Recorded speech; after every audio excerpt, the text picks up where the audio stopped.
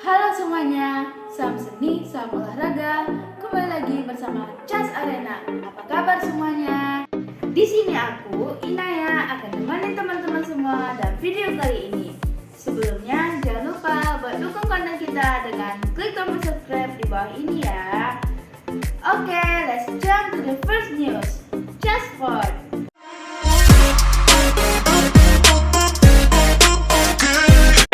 Berita olahraga pada kali ini datang dari tim nasional sepak bola kita yang tampil meyakinkan dengan meraih kemenangan pada laga perdana kualifikasi Piala AFC U20 2023 yang berjalan di Stadion Gelora Bung Tomo, Surabaya pada Rabu 14 September 2022.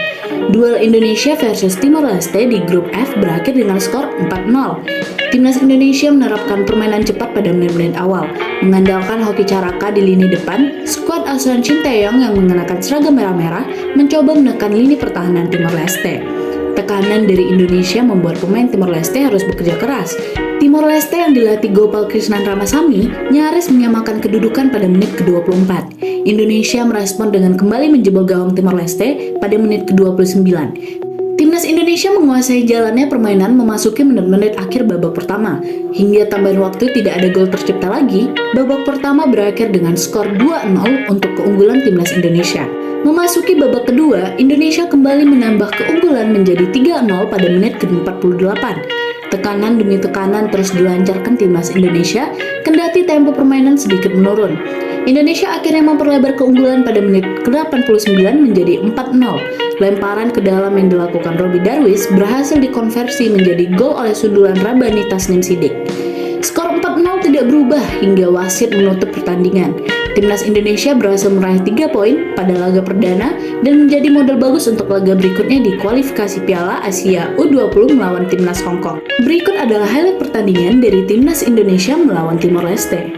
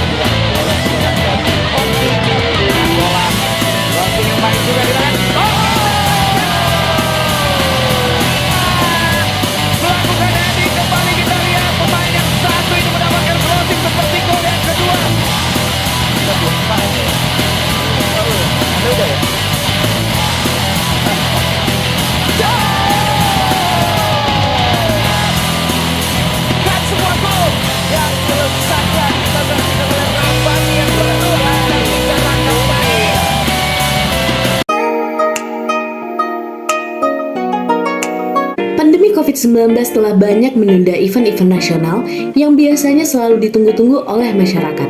Nah, salah satu dari event nasional tersebut adalah festival yang berasal dari Provinsi Riau, yaitu Festival Pacu Jalur yang selama beberapa tahun belakangan ini tidak dilaksanakan.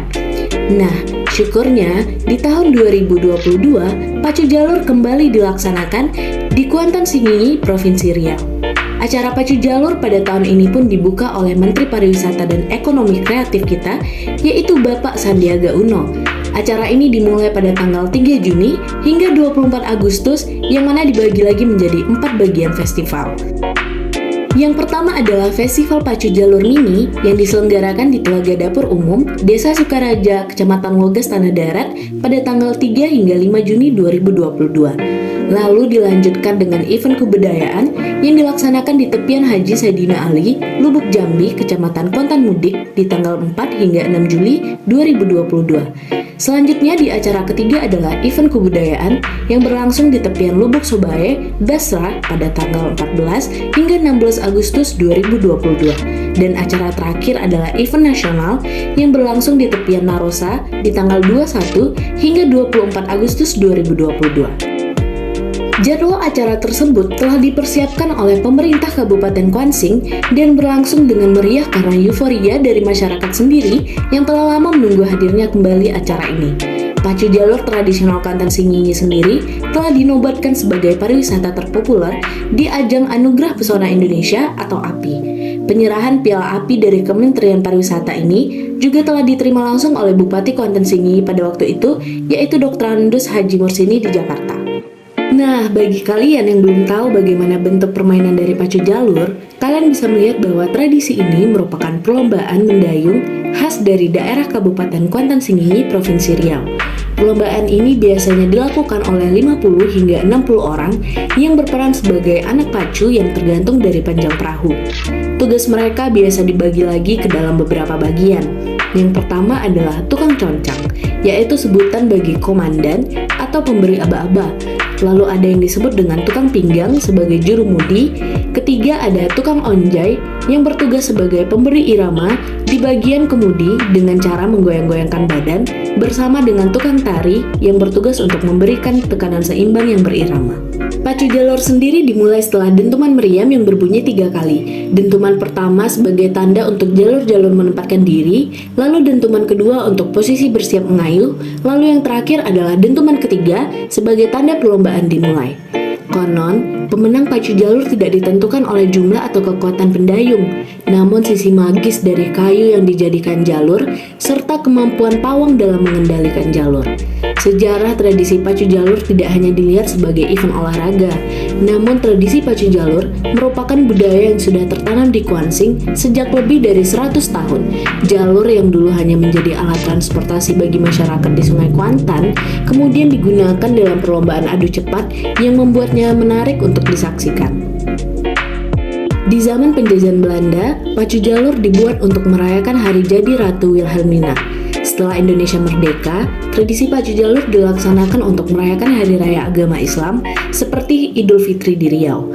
Kini, tradisi pacu jalur diselenggarakan untuk merayakan kemerdekaan Republik Indonesia. Untuk saat ini, perhelatan tersebut juga dikenal sebagai Festival Pacu Jalur yang diadakan tiap tahun di tepian Narosa, Teluk Kuantan. Festival Pacu Jalur biasanya dihelat pada bulan Agustus, berdekatan dengan momen peringatan Hari Kemerdekaan Republik Indonesia.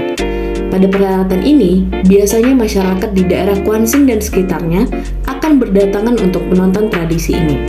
Selain dapat menaikkan perekonomian setempat, hal ini juga dinilai dapat terus melestarikan tradisi pacu jalur yang telah ditetapkan sebagai warisan budaya tak benda oleh Kementerian Pendidikan dan Kebudayaan. Selain keseruan perlombaan mendayung, variasi kostum serta seruan dari peserta di setiap jalur juga menarik bagi wisatawan yang menonton.